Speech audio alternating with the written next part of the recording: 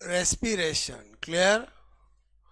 Okay, very very important, पूरा detail से पढ़ेंगे।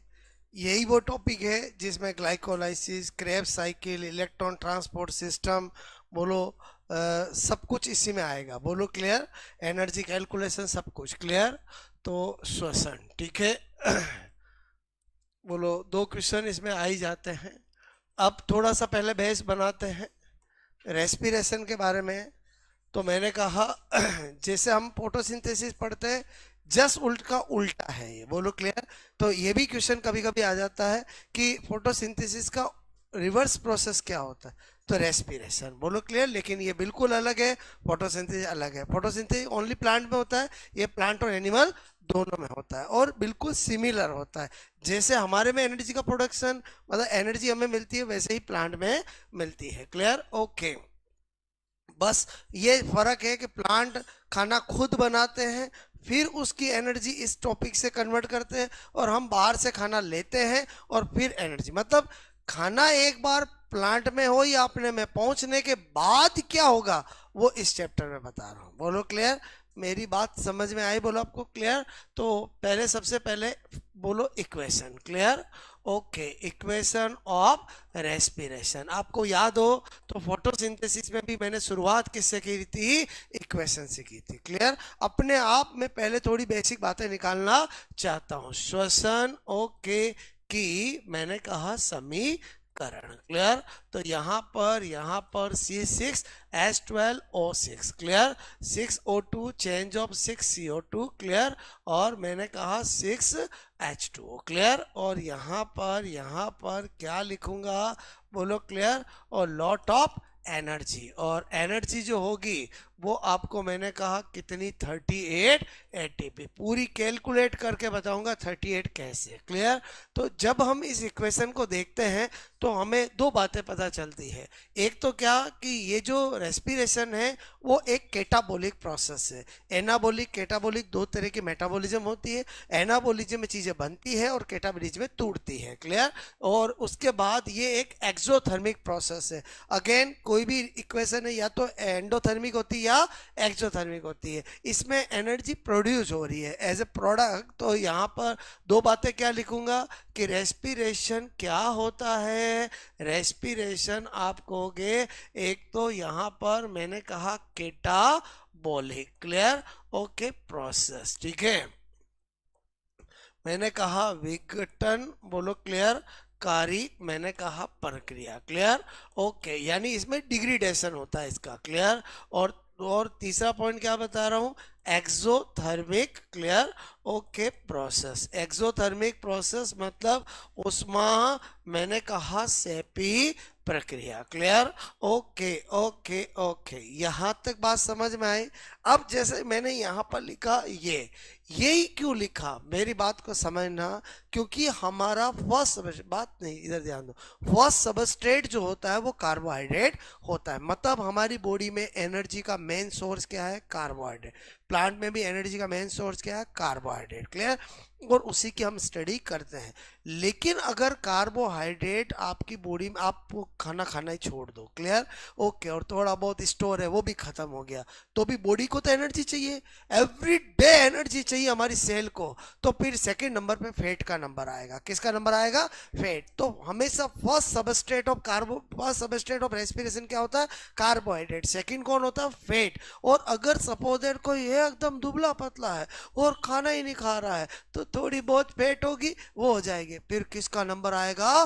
प्रोटीन का। और अगर प्रोटीन से हमें बॉडी को एनर्जी मिलने लग जाएगी तो शरीर खराब हो जाएगा, क्योंकि हमारी पूरी बॉडी का ढांचा किससे बना है? प्रोटीन। हर चीज बॉडी में प्रोटीन से बनी है, यहां तक कि आंख का लेंस भी प्रोटीन से बना है। ओके। और प्रोटीन का डिग्रेडेशन होने लग जाएगा तो शरीर खत्म हो जाएगा। इसीलिए बोलो मेडिकल साइंस में कहा जाता है भूखा रहना अच्छी बात है, लेकिन लंबे समय भूखा रहना अच्छी बात नहीं है। बोलो क्लियर। ओके, फिर भी विल पावर का गेम है, मतलब भूखा रहना इतना आसान नहीं है। बोलो क्लियर। इंसान को भूखा रहने के लिए पहले दिमाग से बोलो मैच्योर होना पड़ता है। बोलो भूखा रह रहा न सोचे ये कब 24 रात को 12 बजेगी, और तो भाई तू कभी रह ही नहीं सकता। और समझे जो बहुत सारे जैन मुनि 4 महीने 6 महीने 1 1 साल तक बिना खाना खाए रहते हैं, वो सारा विल पावर, मतलब आप समझ गए बोलो कि वो मतलब वो सोचते हैं कि हम खाना खा रहे हैं। और समझे मैंने क्या कहा, वो अपनी बॉडी की नीड को इतना कम कर देते हैं तो उनको बोलो कोई दिक्कत नहीं आती है, और एक नॉर्मल इंसान ऐसा नहीं कर सकता है। बोलो क्लियर? ओके, तो यहाँ पर तो फिर नंबर 4 मुझे बताना पड़ेगा order okay of substrate. Clear? Okay of respiration. Clear? Okay okay okay, मैंने कहा श्वसन के क्रियाधारों का क्रम। ओके, श्वसन के क्रियाधार। क्लियर? ओके, क्रियाधार का क्रम। क्लियर? ओके, क्या क्रम ऑर्डर होता है? पहला नंबर किसका आएगा? कार्बोहाइड्रेट। क्लियर? ओके, दूसरा नंबर किसका आएगा? फैट। और तीसरा नंबर किसका आएगा? प्रोटीन। बहुत बार एग्जाम में ये पूछा जाता है। चलेगा? बोलो कार्बोहाइड्रेट, फैट और प्रोटीन। अब क्या होता है कि अगर सबस्ट्रेट रेस्पिरेशन का कार्बोहाइड्रेट या फैट हो तो उसे फ्लोटिंग रेस्पिरेशन कहते हैं। क्या कहते हैं? फ्लोटिंग, प्लावी श्वसन। और अगर protein as a substrate in respiration हो तो उसे प्रोटोप्लाज्मिक रेस्पिरेशन कहते हैं, जो कि एक हार्मफुल प्रोसेस है। या तो होता है लॉन्ग टाइम स्टारवेशन में या होता है किसी बीमारी में। बोलो क्लियर? दो ही केस में बोलो क्या होता है? प्रोटोप्लाज्मिक बोलो आपका रेस्पिरेशन होता है। क्लियर? ओके, तो मैंने कहा आपको कि आपको इफ मैंने कहा सबस्ट्रेट। क्लियर? ओके, ऑफ मैंने कहा रेस्पिरेशन। क्लियर? ओके, क्या हो? बोलो आपको मैंने कहा कार्बोहाइड्रेट या फैट। क्लियर? तो उसको क्या कहते हैं? बोलो आपको मैंने कहा अगर यदि यदि श्वसन श्वसन श्वसन का क्रियाधार। क्लियर? ओके, क्रियाधार अगर क्या हो? बोलो आपको मैंने कहा कार्बोहाइड्रेट या बोलो आपको मैंने कहा या क्या हो? वसा। क्लियर? तो उसको क्या कहते हैं? मैंने कहा फ्लोटिंग रेस्पिरेशन। ऐसे शॉर्ट में लिख रहा हूं, चलेगा? बोलो उसको क्या कहते हैं? प्लावी श्वसन। क्लियर? ओके, ये फैक्ट है, आपको पता होना चाहिए। और मैंने कहा इफ आपका substrate. Clear? Okay, of respiration क्या हो? प्रोटीन। क्लियर? ओके, तो उसको क्या कहते हैं? उसको कहते हैं प्रोटोप्लाज्मिक। मैंने कहा बोलो रेस्पिरेशन। क्या कहते हैं? प्लाज्मिक। क्लियर? मैंने कहा रेस्पिरेशन। हिंदी में बोलते हैं जीव द्रव्य। बोलो क्लियर? ओके, जीव द्रव्य श्वसन। क्लियर? ओके, ये एक हार्मफुल प्रोसेस है। बोलो कौन सा वाला? ये। क्लियर? ये या तो कब होता है? लॉन्ग टाइम स्टारवेशन, मतलब बहुत समय तक इंसान भूखा रहे, या फिर मैंने कहा आपको कोई बीमारी हो जाए। बोलो क्लियर? ओके, तो आई थिंक मेरी बात समझ में है। जैसे इन केस ऑफ एड्स। बोलो क्लियर? एड्स में भी क्या होता है? लेटर ऑन एक इंसान की बॉडी बिल्कुल कैटेक्सिक हो जाती है, एकदम दुबला पतला लकड़ी जैसा हो जाता है। बोलो क्लियर? ओके, तो आई थिंक ये मेरी बात समझ में आई। बोलो आपको क्लियर? ओके अब अपना 7 पॉइंट क्या करने जा रहे हैं कि आपको मैंने कहा कि रेस्पिरेशन 2 तरह का होता है, एक एरोबिक और एक एनएरोबिक। क्लियर? तो यहाँ पर मैंने लिखा टाइप्स ऑफ रेस्पिरेशन। क्लियर? अभी जस्ट इंट्रोडक्शन दे रहा हूँ। क्लियर? टाइप्स ऑफ रेस्पिरेशन कितने तरह का?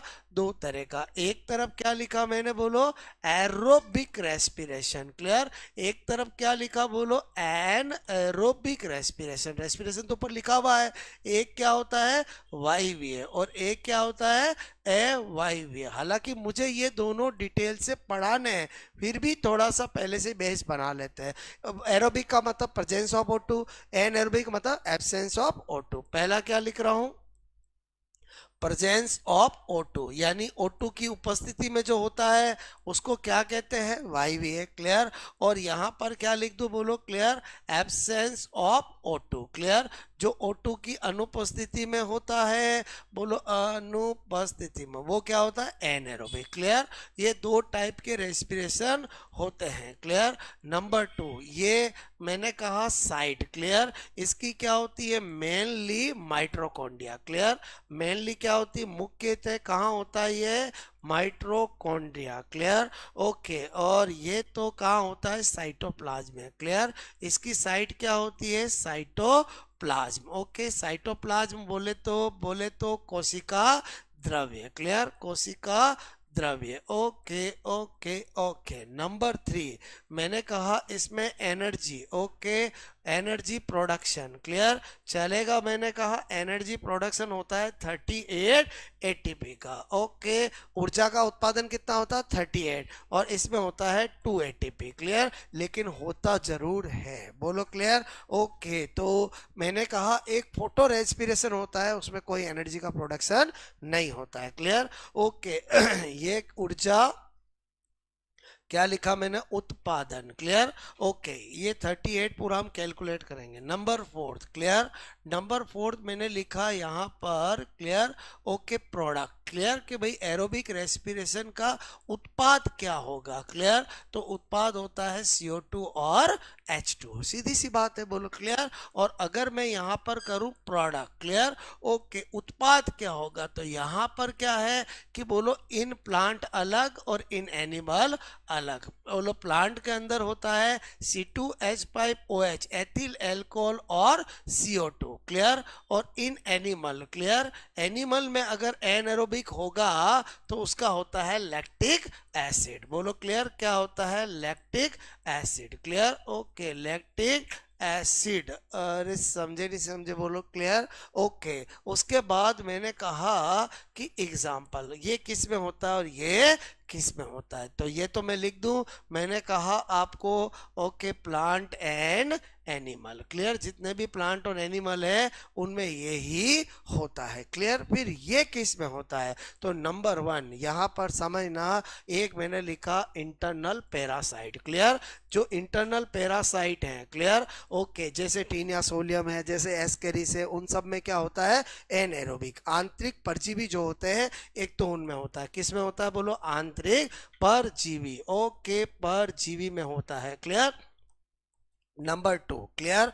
मैंने कहा इन आरबीसी। क्लियर। हमारी जो आरबीसी होती है उसमें माइट्रोकॉन्ड्रिया एब्सेंट होता है, तो एरोबिक तो हो ही नहीं सकता है, तो आरबीसी में भी कौन सा होता है, एन एरोबिक। और नंबर 3 क्या बोल रहा हूं, इन मैंने कहा मसल। क्लियर। ओके। आपको मैंने कहा पेशियों में, लेकिन वो भी कब, मैंने कहा जब आप ज्यादा यूज करोगे। बोलो क्लियर। आप तो क्या है, 2-5 बार तो ठीक है, आप तो 1 घंटा तक यूं करो, और समझे नहीं समझे, तो क्या होगा, इस मसल को O2 की इनसफिशियंसी हो जाएगी, और मसल क्या करेगी, एनएरोबिक, और जमा हो जाएगा लैक्टिक एसिड, और जो सुबह उठोगे तो हाथ हिलेगा ही नहीं। और समझे, बोलो क्लियर। तो मेरे कहने का मतलब क्या है कि हमारी बॉडी में जितनी मसल्स है उनमें अगर आप एक्सेसिव मसल को यूज करोगे तो क्या होता है, पहले एरोबिक होता है, फिर एरोबिक के बाद क्या होता है, एनएरोबिक। क्योंकि आप तो हद से ज्यादा मसल को यूज कर रहे हो,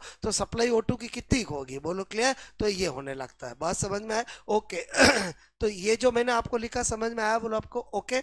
अब अपने को ये जो मैंने पॉइंट बताए ये तो थे, बोलो बेसिक इंट्रोडक्शन, और हमें ये डिटेल से पढ़ना है, बोलो स्पेशली दिस वन। बोलो क्लियर। तो एक बार ये नोट करो, फिर मैं स्टार्ट करता हूँ, ठीक है।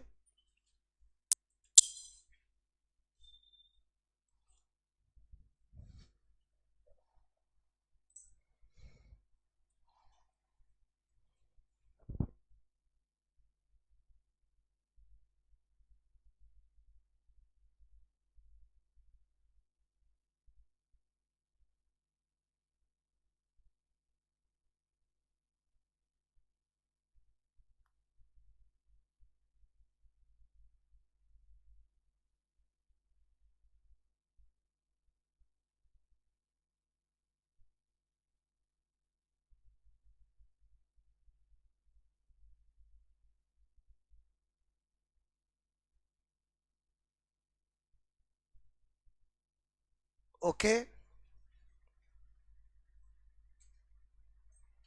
तो वैसे ही सीक्वेंस चलती है, बोलो क्लियर। ओके, जो जहाँ से आया उसको पता चल जाता है उसका कोर्स का, हो गया ये, बोलो।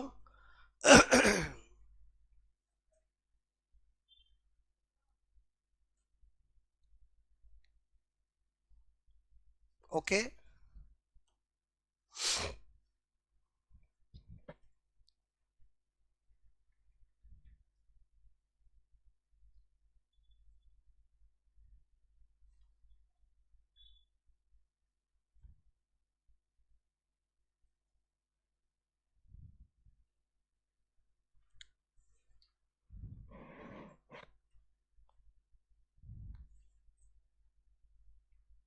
ठीक है।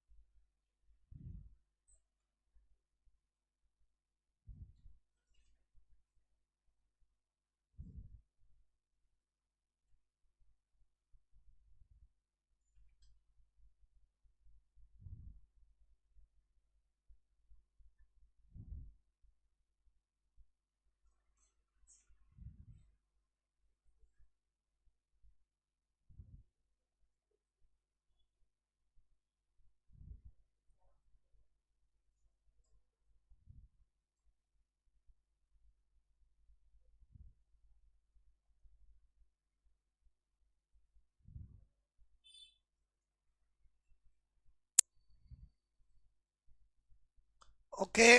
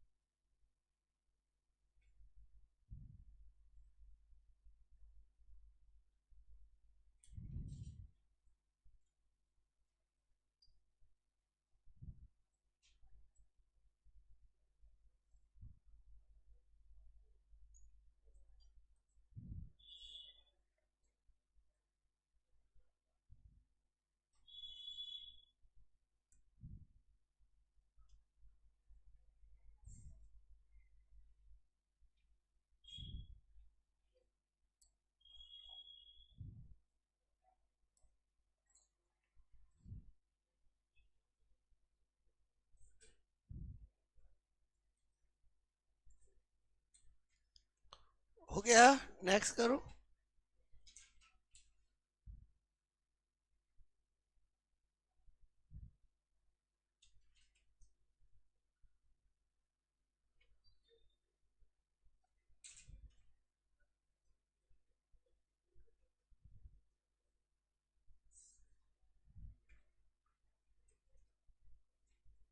ओके।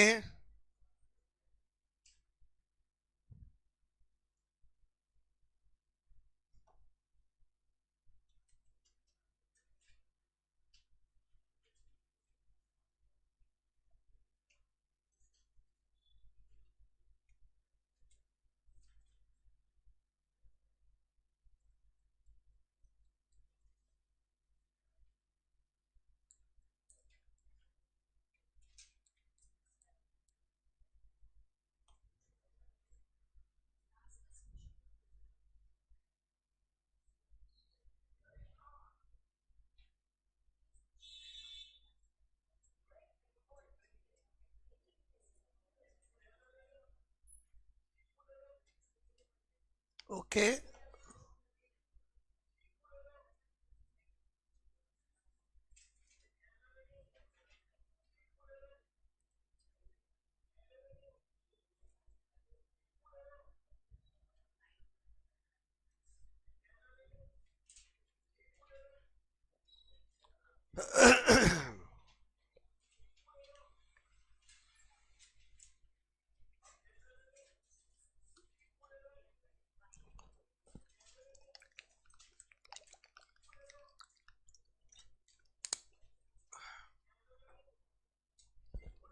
हो गया ये?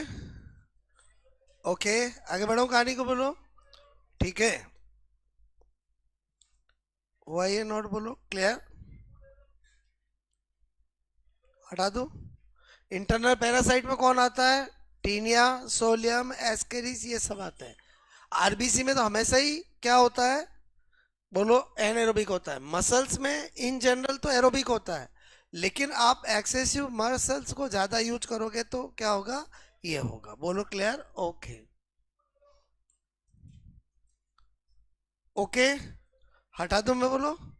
अब आपको मैंने कहा कि हमें डिटेल से पढ़ना है। बोलो क्या?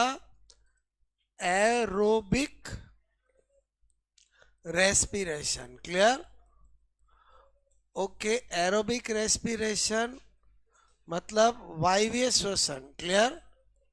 ओके, वायवीय श्वसन, ठीक है। अब आपको मैंने कहा ये कहाँ होता है? माइटोकॉन्ड्रिया में मेनली। तो इसका मतलब हुआ कि हमें माइटोकॉन्ड्रिया की स्ट्रक्चर पता होनी चाहिए, क्योंकि बार बार कभी क्रिस्टी वर्ड आएगा, कभी ऑक्सीसोम वर्ड आएगा इसको पढ़ने के दौरान। तो मैंने कहा आपको सबसे पहले ये O2 की मैंने कहा उपस्थिति, क्लियर? ओके, में होता है, क्लियर? ओके, यानी क्या होता है? Presence of O2। तो रियल में जो मैंने इक्वेशन लिखी थी वो एरोबिक की ही इक्वेशन थी। बोलो, क्लियर? फिर मैंने कहा ये है, बोलो, आपका मुख्यतः कहाँ होता है? Mitochondria, clear? ओके, में होता है। इसका मतलब हुआ मुझे किसकी स्ट्रक्चर बतानी पड़ेगी? माइटोकॉन्ड्रिया की, क्योंकि उसका यूज बार बार आएगा, क्लियर? ओके यहाँ पर माइटोकॉन्ड्रिया की संरचना, क्लियर? ओके, तो माइटोकॉन्ड्रिया की जब स्ट्रक्चर बनाते हैं तो पहला हमें थोड़ा पता होना चाहिए माइटोकॉन्ड्रिया कैसा होता है। Double membrane cell organelle, clear? एक तो मैंने कहा कि दोहरी झिल्ली युक्त, बोलो दोहरी झिल्ली युक्त, क्लियर? क्या होता है? कोशिकांग, क्लियर? ओके, उसके बाद पता होना चाहिए ये क्या होता है? Largest cell organelle of animal cell, clear? मैंने कहा largest, okay, cell organelle, clear? Okay, organelle in animal cell. Plant cell के अंदर बड़ा कौन होता है? क्लोरोप्लास्ट, और सेकंड लार्जेस्ट ये होता है, लेकिन एनिमल में क्लोरोप्लास्ट नहीं होता है, इसलिए यही सब बड़ा होगा। जंतु मैंने कहा कोशिका, क्लियर? ओके, का सबसे बड़ा मैंने कहा कोशिकांग, क्लियर? ओके, और इसके लिए कहा जाता है कि ये मोस्ट बिजी सेल ऑर्गन होता है, टाइम में नहीं है इसके पास। बोलो, क्लियर? क्योंकि ह्यूमन की टेंडेंसी क्या है? दिन में 5 बार खाने की। बोलो, क्लियर? और समझे, ये कहेगा मैं कितनी एनर्जी प्रोडक्ट्स करूं, क्लियर? तो आपका मतलब इस हमारी बॉडी में सबसे बिजी सेल ऑर्गेनल कौन सा है? यही है। ओके, मैंने कहा यह है सबसे, मैंने कहा क्या है? व्यस्त। बोलो, क्लियर? ओके, कोशिकांग, ठीक है? बोलो, most busy cell organelle, clear? Okay, बोलो, आपको मैंने कहा ये क्या है? Most busy cell organelle, clear? Okay, बोलो, समझ आओगे? बोलो, ओके। अब मेन आ जाता है स्ट्रक्चर पे। बोलो, क्लियर? माइटोकॉन्ड्रिया की बातें बताना चाहूँ तो बहुत सारी है, लेकिन वो स्ट्रक्चर में ही सारी मैं बता दूंगा जैसे ही हम स्ट्रक्चर बनाते हैं, क्लियर? ओके, माइटोकॉन्ड्रिया का, तो माइटोकॉन्ड्रिया में क्या होता है? अंदर वाली जो मेम्ब्रेन होती है, इनर मेम्ब्रेन, वो अंदर की तरह इस तरह से फोल्ड होती है, क्लियर? ओके, यही किसकी विशेषता है? माइटोकॉन्ड्रिया की। क्लोरोप्लास्ट में भी डबल मेम्ब्रेन बनाते हैं, लेकिन दोनों मेम्ब्रेन बोलो एक जैसी होती है, जबकि इसमें अंदर वाली मेम्ब्रेन क्या होती है? फोल्ड होती है। तो ये जो है वो क्या है? Outer membrane. सिर्फ 5 मिनट ध्यान दो, सारे मैं बातें बता रहा हूँ। ये क्या है? बाह्य झिल्ली, क्लियर? ओके ओके, अच्छा, ये क्या है? Inner membrane, clear? ये क्या है? Inner membrane, clear? ओके, मैंने कहा आंतरिक झिल्ली, क्लियर? ओके, आंतरिक झिल्ली, क्लियर? ओके, और दोनों के बीच में जो स्पेस होता है उसको क्या बोलते हैं? Perimitochondrial space. ये एक एक वर्ड हमारे इस चैप्टर में काम आएंगे। बोलो, स्पेस, क्लियर? ओके, क्या बोलते हैं इसको? बोलो, मैंने कहा यहाँ पर perimitochondrial space, clear? Okay, क्या बोला मैंने? पेरी माइटोकॉन्ड्रियल, क्लियर, मैंने कहा स्थान, क्लियर, ओके। और इसी को बोलो दूसरा नाम होता है इसको फर्स्ट चेंबर ऑफ माइटोकॉन्ड्रिया। इसी को क्या कहते हैं? First chamber of mitochondria, clear, okay. मैंने कहा माइटोकॉन्ड्रिया का, मैंने कहा प्रथम कक्ष, ओके। और अभी से ही बता देता हूं ये क्या है? Site of link reaction, clear. अब ये लिंक रिएक्शन क्यों, क्या है इसका नाम, ऐसा क्यों है, पढ़ेंगे तो पता चलेगा। लिंक अभिक्रिया, क्लियर, ओके, का स्थल ये होता है, ठीक है। अच्छा, उसके बाद ये जो चीज है इसको बोलते हैं क्रिस्टी, क्लियर। क्या बोलते हैं?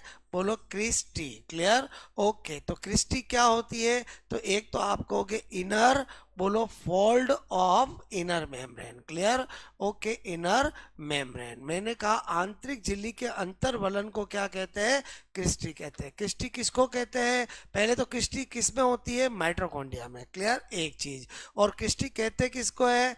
आंतरिक झिल्ली, क्लियर, आंतरिक झिल्ली के अंतर्वलन को कहते हैं, क्लियर, अंतर्वलन। और ये किस्टी क्यों हमारे काम आएगी? क्योंकि ये क्या है? Site of electron transport system. क्या होता है इलेक्ट्रॉन ट्रांसपोर्ट सिस्टम? पूरा डिटेल से पढ़ाऊंगा, बोलो क्लियर। आ जाते हैं अंदर, बोलो क्लियर। अंदर देखेंगे तो आपको मैंने कहा माइटोकॉन्ड्रिया में खुद का क्या होता है? डबल स्टैंडर्ड सर्कुलर डीएनए होता है, खुद के अंदर 70s राइबोसोम होता है, क्लियर, सारा माल मसाला सब होता है, बोलो क्लियर।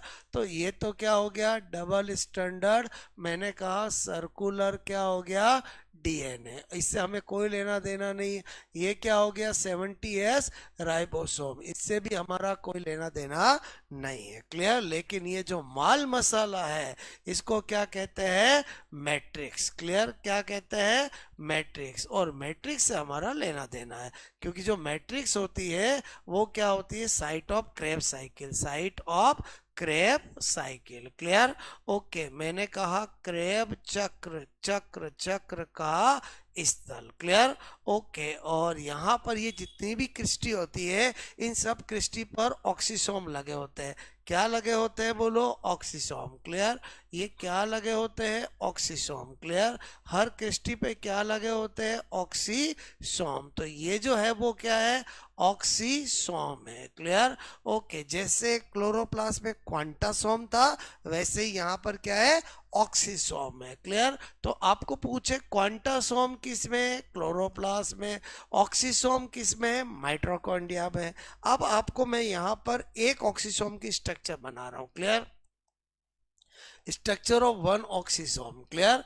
जब हम एक ऑक्सीसोम की स्ट्रक्चर बनाते हैं, क्लियर, ओके, एक ऑक्सीसोम, क्लियर, ऑक्सीसोम की संरचना, तो हमें पता चलता है कि ऑक्सीसोम की स्ट्रक्चर में 3 पार्ट होते हैं, क्लियर, ओके। ये जो मैं बना रहा हूं ऐसे, क्लियर, ये जो होता है इसको बोलते हैं बेस, क्लियर, ये जो होता है इसको बोलते हैं स्टाल्क, क्लियर, ये जो बोलते हैं इसको हेड, क्लियर। तो बेस होता है, आधार होता है, उसका ही दूसरा नाम होता है F0 पार्टिकल या F0 कण। क्या होता है? F0 कण, क्लियर। तो स्टाल का मतलब हिंदी में वृंत होता है, क्लियर, और हेड का मतलब सिर होता है, क्लियर, और इसका दूसरा नाम होता है F1 particle, clear, okay, F1 कण, क्लियर, ओके। तो इसने कहा मेरा भी ऐसा नाम रखो, तो F5 F6 particle, clear, okay. But important this one और दिस वन, बोलो क्लियर। और ये तीनों पार्ट से मिलकर बना हुआ उसको क्या कहते हैं? ऑक्सीसोम। और ऑक्सीसोम जो होता है वो क्या होता है? Site of oxidative phosphorylation, clear, यानी जो माइटोकॉन्ड्रिया का काम है, बोलो क्लियर, ओके। मैंने कहा साइट ऑफ ऑक्सीडेटिव फॉस्फोराइलेशन। ये एक एक चीजें मुझे डिटेल से आपको पढ़ानी है, बोलो क्लियर, ओके। मैंने कहा ऑक्सीडेटिव, क्लियर, जैसे मैंने आपको फोटो फॉस्फोराइलेशन पढ़ाया था वैसे ही क्या पढ़ाऊंगा? Oxidative phosphorylation, clear, okay. फॉस्फोरिलीकरण, ओके, का स्थल। बोलो क्लियर। ओके, एक्चुअली इस हेड के अंदर एटीपी सिंथेटेज एंजाइम प्रेजेंट होता है। क्लियर। ओके, उपस्थित एंजाइम प्रेजेंट, मतलब अभी से ही मैंने आपका बेस बना दिया तो चीजें यूज आएगी तो ध्यान रहेगा। लिख दो, बोलो एटीपी, मैंने कहा सिंथेटेज एंजाइम एंजाइम एंजाइम उपस्थित। बोलो क्लियर। आपको ये जो बेसिक बताया समझ में आया? बोलो क्लियर। ओके, मेरी यहाँ तक बात समझ में आई? बोलो आपको क्लियर। ओके, अब होता क्या है कि हमें पढ़ना है एरोबिक रेस्पिरेशन, और एरोबिक रेस्पिरेशन की होती है 4 स्टेप। कितनी होती है? 4 स्टेप। क्लियर। तो यहाँ पर मैंने लिखा steps, okay, of aerobic respiration. Clear. Okay, aerobic respiration, वायवीय श्वसन के पद। क्लियर। ओके, क्या लिखा मैंने? वायवीय श्वसन के पद। ओके, और स्टेप में नंबर 1 पहला हम पढ़ते हैं ग्लाइकोलाइसिस। क्लियर। ग्लाइकोलाइसिस एक एक सुपर डुपर हिट है, इतने इंपॉर्टेंट है ये। क्लियर। Okay, glycolysis.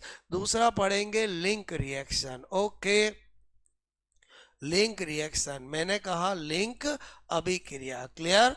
ओके, फिर हम पढ़ेंगे Krebs cycle. Clear. Okay, Krebs, मैंने कहा साइकिल। क्लियर। क्रेब चक्र, और उसके बाद हम पढ़ेंगे, बोलो, terminal oxidation. Clear.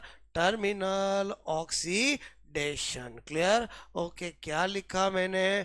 Terminal oxy, मैंने कहा कारण। क्लियर। और टर्मिनल ऑक्सीडेशन के अंदर, बोलो, 2 चीजें पढ़ेंगे। एक पढ़ेंगे इलेक्ट्रॉन ट्रांसपोर्ट सिस्टम, और एक पढ़ेंगे ऑक्सीडेटिव फॉस्फोराइलेशन। अभी आपने देखा कि सारे नाम आ गए हैं। बोलो क्लियर। ओके, क्या पढ़ेंगे? ऑक्सीडेटिव, मैंने कहा आपको यहाँ पर फॉस्फोराइलेशन। बोलो क्लियर। क्या लिखा समझ में आया? बोलो, ईटीएस का मतलब इलेक्ट्रॉन, मतलब ये सब पढ़ाना मुझे डिटेल से। बोलो क्लियर। यानी आज मैंने आपका एक बेस बना दिया कि जो चैप्टर हम पढ़ने जा रहे हैं उसमें क्या पढ़ना है। बोलो क्लियर। और ये आफ्टर मेरे स्टडी आपको हमेशा हमेशा के लिए याद हो जाएंगे, क्योंकि मैं आपको पूरा लॉजिक से याद करवा दूंगा। क्लियर। ओके, क्योंकि अपन क्या करते हैं, पहले मैं आपको सारी चीजें बताता हूँ, फिर मैं साइकिल बनाता हूँ, और समझे, पहले बनाऊंगा तो रटोगे। बोलो क्लियर।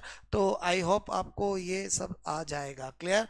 तो आपको यहाँ तक कहानी समझ में आई? आज जनरल इंट्रोडक्शन समझ में आया? बोलो। लेकिन इससे भी बहुत सारे क्वेश्चंस आते हैं। क्लियर। ओके, आई थिंक यहाँ तक तो नोट हो गया था। अब आगे फोटो खींच लो। ओके।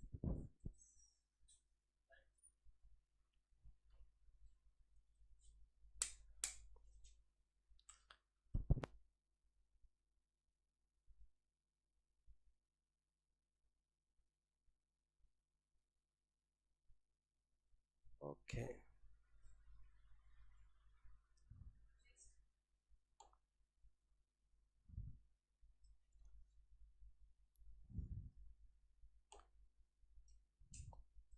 ओके, सब समझने की चीजें हैं ये। बोलो क्लियर। ओके।